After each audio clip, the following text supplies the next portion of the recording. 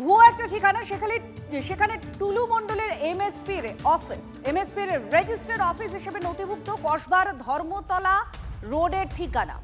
কিন্তু সেখানে গিয়ে দেখা গেল মণ্ডল স্টোন প্রোডাক্টের কোনো অফিস নেই, সেখানে আছে অন্য একটা অফিস। অফিস মালিক টুলু মণ্ডলকে চেনেন বলে জানিয়েছেন, তিনিও পাথর ব্যবসার সঙ্গেই যুক্ত। টুলু মণ্ডল, সে টুলু মণ্ডলের কলকাতার ঠিকানা হচ্ছে এই ঠিকানা 9/1B ধর্মতলা রোড। এএসবি উদ্যোগ নামে এই বাড়ির বাইরে নেমপ্লেট বসে রয়েছে। যদিও এই বাড়ির মালিকের বক্তব্য এটা টুলু মণ্ডলের অফিসের ঠিকানা নয়, তবে তিনি টুলু মণ্ডলের সঙ্গেই পাথরের ব্যবসা করেন। তাহলে কি ভুয়ো ঠিকানায় রেজিস্টার্ড রয়েছে টুলু মণ্ডলের অফিস, নাকি এই যিনি বাড়ির মালিক ইনি মিথ্যে কথা বলছেন?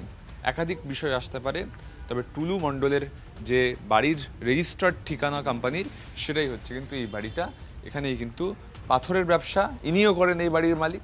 স্বাভাবিকভাবেই প্রশ্ন উঠছে যে কে সত্যি কে মিথ্যে, রেজিস্টার্ড ঠিকানাটা ভুল নাকি এই ব্যবসাদারের কথা ভুল?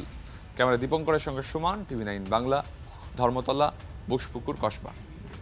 এই ব্যাপারটা আরসি জানে, আরসির থেকে এটা যারা করেছে তারা ডিলিট করবে, আমার এখানে করণীয় কিছু নেই। বারবার এই জিনিসটা হচ্ছে আর কি, এটা জন্য আমারও পোর্টালে লেখা যে এই অ্যাড্রেসে 3.5 কোটি টাকার একটা কোম্পানি রেজিস্টার্ড। সেসব আমি যাই না, এসব আমি একদম মানে ঘোনা করে কিছু যাই না, এখানে খুঁজলেও কিছু পাবে না কেউ। আমার ব্যবসার কাগজপত্র সব রয়েছে।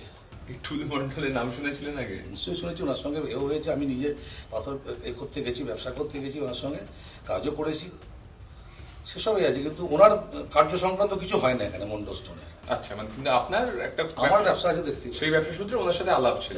পাথরের, হ্যাঁ, আমিও পাথরেরই ব্যবসা করি।